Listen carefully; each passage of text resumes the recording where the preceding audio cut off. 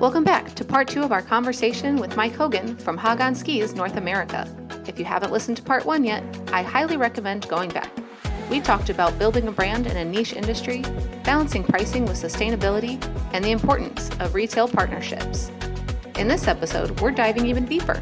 We're talking about ways to build trust with transparency and communication, creating authentic brand content, and business strategies for balancing premium perceptions with scale. Let's get into it. Everyone goes at their own speed. I mean, you've got, like lycra-clad Skimo people running up the mountain. You got people on split boards and everything in between. And it's so cool because I think there's room for everybody. It doesn't feel crowded, but it has this social component to it that I think people really enjoy seeing everybody else doing the same thing, trying to get, a few turns in before the lifts actually open up to everyone else. Maybe it makes us feel special or something like that. Yeah, I don't know. I think it's nice too to remove the mental load of backcountry skiing and just enjoy skinning up and skiing down. I think that's why I really like them. And I look forward to them because I'm okay, it's it's almost like a different sport. It's like backcountry skiing is a sport, and then these Skimo races and Skimo gatherings become a different sport too. Ski mountaineering's growing. You're really at the right place at the right time with this product. You guys are hyper specialized in backcountry and Skimo gear. Can athletes, like we talked about, those lycra athletes who are probably leading the pack, are those the kind of folks that are on Hagan? I mean, we certainly sell a lot, of very skinny 65 width underfoot skis to, people that want to go up the mountain fast. But I mean, we have a full free ride line. We just came out with a ski called the Boost 105. So it's 105 underfoot. It's a free touring ski, and it's for somebody. It's still fairly light. It's actually lighter than the previous Boost 99. It got a little wider, and it even got lighter in its construction. But yeah, I mean, our best-selling ski is a Core Carbon 89 underfoot. So still a little bit narrower than most skis that are on the walls of most ski shops here in the States. I mean, I think on average in the States, it's probably 103 underfoot is on average on most ski walls. But so yeah, we have something for everyone. At least we like to think that we've curated a group of skis that we can meet the needs of most of the backcountry skiers out. Yeah. So tell me more about this plan. So you came from when I knew at Ragnar, and then even after that, you've mostly been in these sales and these partnership roles. So I think this is like a perfect position for you to be in, Mike Hogan, to run Hagan, because you're kind of combining your past sales and that entrepreneurial spirit of going out and meeting people, connecting, selling to them, growing the business in that way. And now you're moving into the CEO role. So now you have marketing, and now you also have, athletes and ambassadors under you, marketing, athletes and ambassadors, the numbers, the business, the P&L, all those other things that kind of go along with the business besides the sales and the partnership, although that's a really good skill set to have. So tell me about this journey from sales to CEO and what that's been like for you. It has been a whirlwind. I mean, it's kind of like, be careful what you wish for. But yeah, I mean, to have the passion to do it. And it was something that my wife, Karen, and I, jumped in together when we first bought the business. We bought a tremendous amount of inventory, and we had it in our house. Our kids had all moved away. So we had skis in the basement and skins in my daughter's room and poles in my son's room and bindings in my office and boots in the garage. They were everywhere. And we were managing like a direct consumer business that had very few retailers along with it. And so I did put on my sales hat, and I did make it a focus to reach out to as many retailers as I can. And I still do that daily to really grow the business. But we looked at it that there was two parts of the business, direct to consumer and retailer. And we really wanted to grow that retailer business because we feel that it's easier to manage, certainly from a business operations standpoint. It's easier to manage from a financial standpoint as well. So there was a lot of reasons pointing us in that direction, and we've had pretty good success with it right now. I mean, we don't ignore the direct consumer business. That takes a lot of care and feeding along the way too, but we've hired some help with that in terms of shipping. We've moved into a warehouse since then, and there's been a lot of, sort of lessons learned along the way of how you can do things. And we're always looking forward. We're always looking to what's that next step and how things are going to grow. How can we become more efficient? And I really enjoy that challenge. I do, enjoy calling up a ski shop in Minneapolis, Minnesota and say, hey, you guys sell Nordic skis. You guys should get on this, uphill skiing trend because you don't have any snow on your Nordic trails. And your Nordic skiers want to be on their skis and they can get some fitness by training up your local mountain or whatever. People are actually listening and it's actually growing that way. So that's been kind of fun. And like the people, there's never a bad meeting. Like there's never, when you call up a ski shop, they're always nice to talk to. And it's not, we never get a no. We typically will get, yeah, we really like this brand. It fits. I mean, our story is so easy to tell that, you're a brand that's been around 100 years. It's from Austria. You make a great, product that stood the test of time. You continue to innovate and bring more products. We definitely want to do something with you. But like you said, we acquired the business at a time where there was a glut. There was so many skis and so on people's wall that you had to figure out how to right size things. And so we've had to do some things to move skis to retailers in the direct-to-consumer space as well to get through that time and now to be at a point where we can continue to grow the business. But it's been fun balancing kind of the sales side of things and being able to really sell the Hagan dream and to work with new retail partners, junior skimo programs, educational programs around the country, in addition to carrying a lot of the direct-to-consumer infrastructure along with it too. So it's been quite a ride. Yeah. So I love this because I think a lot of our audience is purely direct-to-consumer. A lot of people probably listen to this podcast don't have, or I would say that they're retail curious. What is your advice to somebody who's like a direct-to-consumer business? Is it like literally as easy as like getting a list, going on Google, doing the hard work, maybe just like looking at shops that you align with and then like getting their phone number and just like picking up the phone and calling a random shop in Minneapolis and just saying, hey, I'm Mike Hogan. I'm from Hagan Skis and I just want to talk to, like, is that how you kick it off? Or? Yeah, I mean, it is almost that simple. It's like, it is like brute force. But I think one of the lessons that I learned the last 2 springs, I've done kind of a road trip to the Pacific Northwest to go ski some volcanoes. And along the way, I live in Colorado, so I would go north through, Wyoming and, across through all of the, Montana and Idaho and Washington and Oregon. And there's a ton of ski shops along the way. And so I would stop in. I mean, I do my best to say, hey, I'm coming through on this day. I'd love to meet with you, by phone or by email to do that. But it's kind of like must be present to win. Like people haven't seen other humans come in their shop to sell them or show them something since COVID. And so it was kind of novel to walk into a shop and they're like, whoa, you were like part of Hagan? Like, okay, can we see? Yeah, like come out, see my van. And I've got a van that's all decked out with all my demo skis. And they're like, yeah, this is a real thing. And we got orders like by doing this road trip. So it's kind of just be present. I wouldn't say that you have to actually walk through the door, although that really helps. But through email, through text messaging, through phone, through direct mail, there's a lot of ways to get your brand across to people and to get your value proposition. But don't be afraid to talk to someone and to just say, tell me, what are the challenges that you're facing and how can we help you with those? People are willing to tell you what you can do to help. Yeah. Oh my gosh. What a fun business trip though. Like that is like that, like the perfect, like that's how you're just like, I'm doing what I'm supposed to be doing in life. I'm going skiing volcanoes and I'm going to stop at ski shops and sell skis on the way. So I also have this really cute dog named Rooney. He's 12 years old and he's like the most chill black lab ever. And when you walk into a ski shop and you're like, hey, are you guys dog friendly? And they're like, of course we are. Like, come on in. And, Rooney just walks in and lies down and just kind of checks things out. They're like, oh, I mean, he's exceptionally good looking too. He's kind of like my secret weapon. When we go into shops, I try to bring Rooney at all.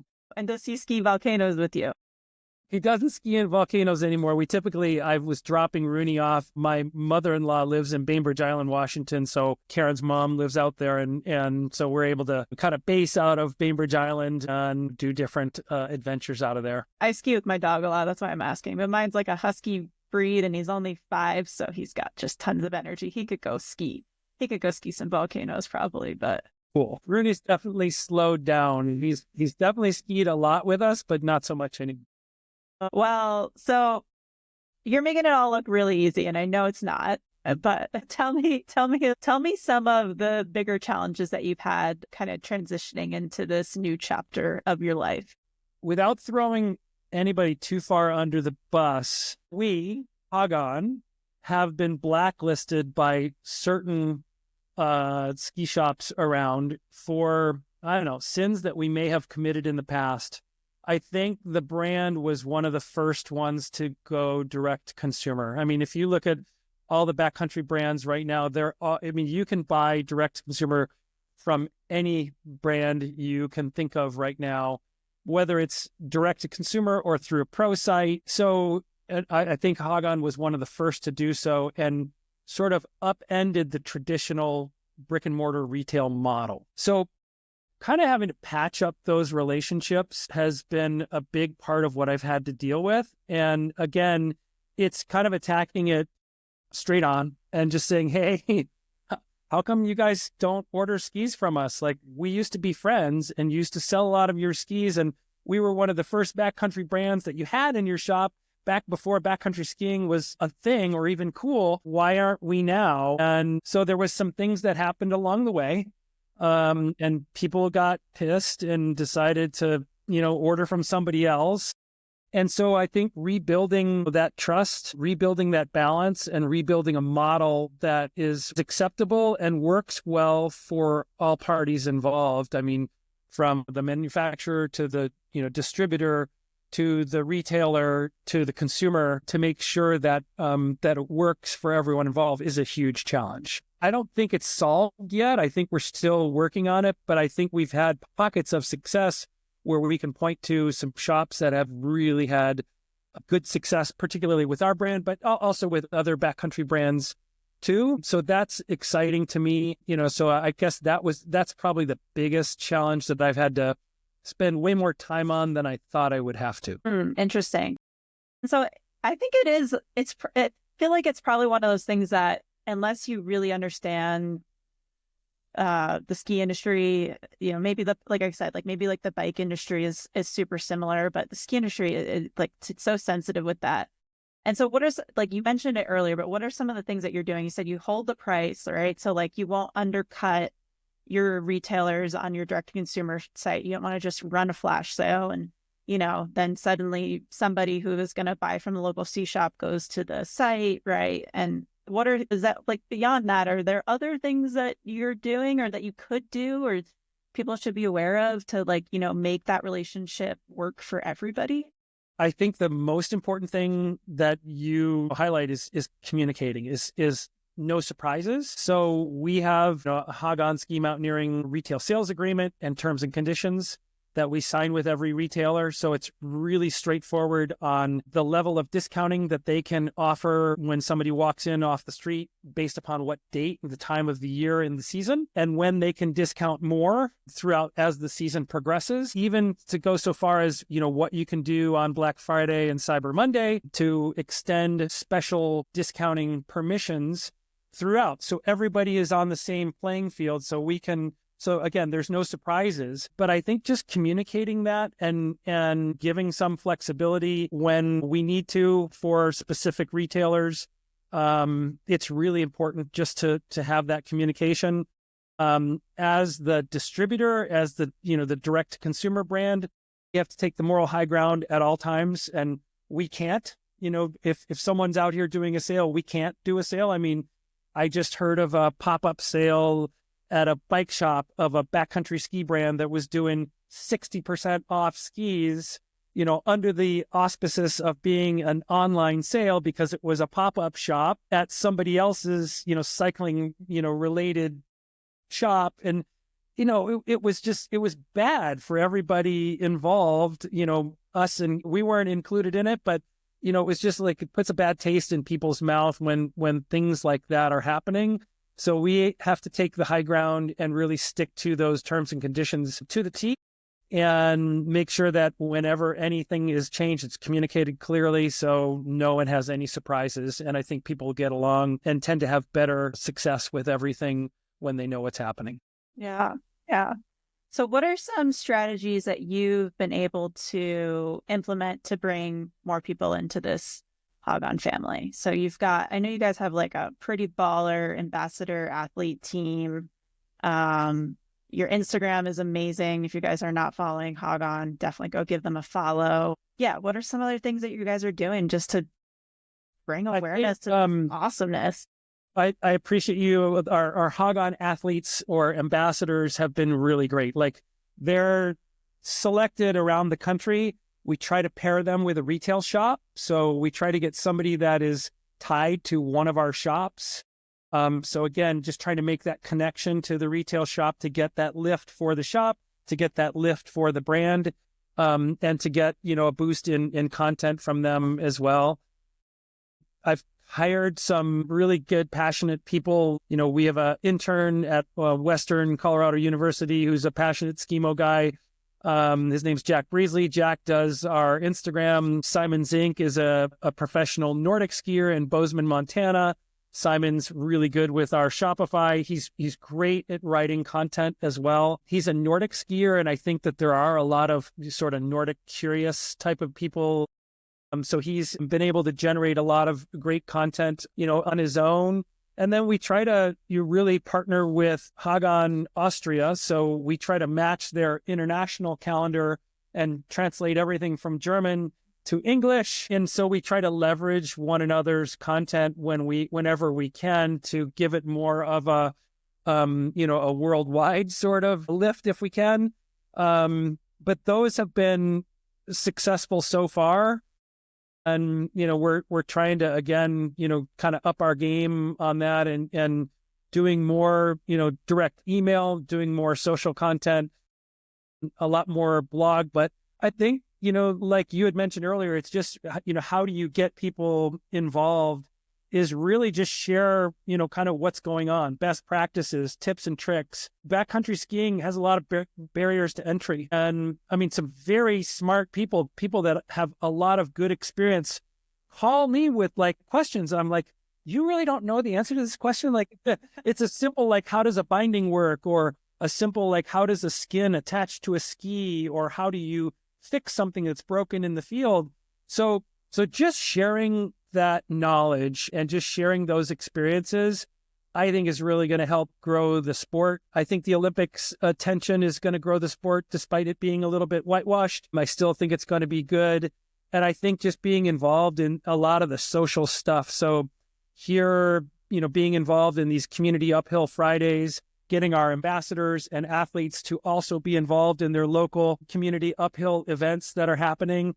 There's a ton of them. Every mountain has their Friday morning group or Wednesday morning group, and just being involved with those groups really helps lift the brand, helps drive sales to the local shop if you've coupled it with the right personalities on the ground.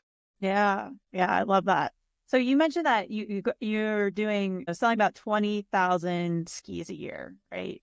Worldwide.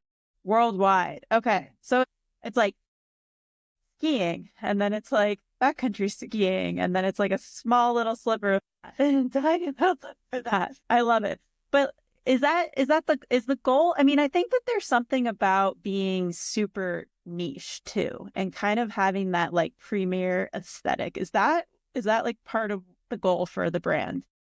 I mean, yeah, I feel like we do give exceptional service both to our retailers and to our consumers that find us directly, but it's hard to scale. It's nice to have that niche feel and that family owned, and operated, but you've got to be able to scale that in places too. So you've got to empower people to have some ownership. And we've talked about like bringing some of our employees on as owners to give them that skin in the game, that if you're going to be part of it, we want you to be part of the success too. So those are certain things that we're toying with to make sure that we have the right people, involved, and that they are motivated as well to provide that, to go that next level of service that we, we want to be able to deliver, like I said, to our retailers or direct to the consumers that are calling us regularly too.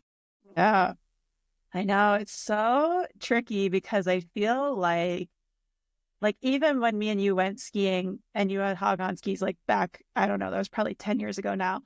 But I was like, Mike knows what's up. Like that brand's like, I haven't seen many people on that brand, but it's kind of that like instant street cred. Like when you see someone on those skis, you're like, oh, that person knows what's up, right?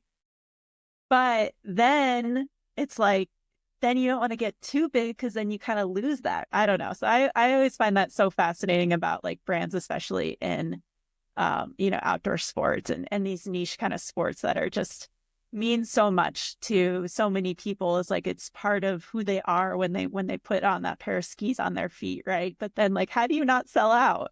It's funny that you mentioned that, Becca, because part of what drove me to admire the brand to begin with too was I started doing my research when I heard it was for sale. I was like, look at where you can buy these skis globally. There's a dealer finder on the Hagan Ski Austrian website, and you can look it's like the map of McDonald's. You can buy Hagan skis on every street corner in Germany and Austria and Switzerland, a little bit in France, a little bit in Italy, some in Spain. And here in the States, it was so sparse. Like there was so much opportunity. So I was like, okay, this brand is like rooted in Austrian heritage and no one knows about it in the United States. And so I saw that as a brand too. I mean, as many times as I've been to Europe in the summertime cycling or in the wintertime skiing, doing different adventures, you see these brands, you're like, why isn't this product available in the United States? That was the sort of aha moment that I had as well, just looking at just the pure availability of the brand here in the States.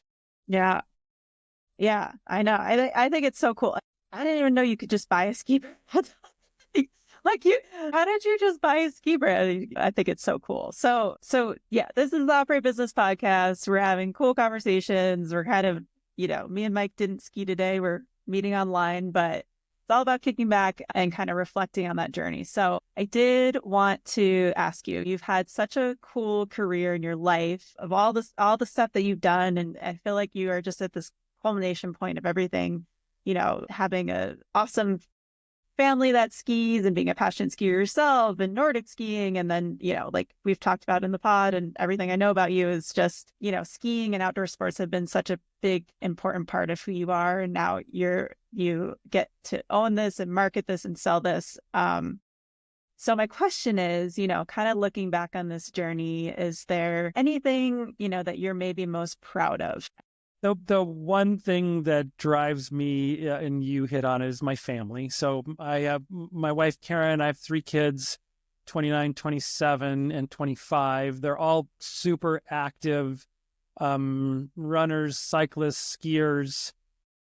And so is Karen, and so am I. We've been active our entire lives, and we feel like that's the elixir that not only brings us together, but gives us longevity and so creating adventures that we can all be together and do some of those things. You have young kids right now, and you have this challenge of like, where do I kind of shepherd them into? Like, let them be their own person, and let them do the things that make them happy. But I'm especially happy and I'm especially proud that my children have chosen to be alpine skiers and backcountry skiers and Nordic skiers and ice hockey players and runners. I have 2 kids that, ran at Gonzaga cross country and track. My daughter Liz is running at Savannah College of Art and Design right now. My oldest daughter Anna was triathlete at CU. And in the wintertime, we get to ski together. And it's so much fun to do these ski adventures together. That is like the thing that I love the most. Nothing about business, nothing about anything else, just about family and adventure and creating fun moments and memories together. I love it. Well, Mike, thank you so much for being on this podcast. I'm going to leave on that high note. I think that was a really good reflection point. I'm so proud of you. I'm so proud of you. And High five. and following your dreams and your passions and taking this big risk, right? It's like, I'm sure you had a pretty comfortable job and you're a great salesperson. You could do a lot in that realm. And this is kind of a different adventure. So I'm super excited for you, and Hagan is so lucky to have you. Well, Mike, is there anything in this podcast that we didn't get to talk to that you're just like, I wish you asked me about that and that you never did? I'm sure I'll come up with it about 20 minutes from now when we hang up. But no, I think no, thank you for having us, and thank you for promoting this. You're doing a lot for the marketplace, and I know you are very particular about the products and businesses that you work with too, to make sure that there's a good match. And I think, as long as you've been around, you get to choose the people that you work with. So we're honored to be selected to be part of the Après, business podcast, which is a really cool motive. I mean, there's nothing better than just after a great day of skiing. And I think as a Nordic skier, I was deprived. Like Nordic skiers, like, you ate granola and drink hot chocolate, but the alpine skiers had all the access to all the great après ski places there are. I was in Zermatt last year, and just walking through Zermatt and any ski town, here in the States as well, that the après ski is such a great place to be and such a great feeling to have. So I love that you've, created a business around this too. And I'm sure it's going to be wildly successful. All right. Thank you so much, Mike. That's a wrap on this episode of the Après Business Podcast. If you got value from today's conversation, make sure to subscribe so you never miss an insight-packed episode. If you're feeling generous, leave us a review. It helps more business builders like you find the show. Got a story or a question you'd love us to cover? Connect with us at falllinedigital.com. That's FALLINEDIGITAL.com. Until next time, keep pushing forward, keep learning, and don't forget to enjoy the journey.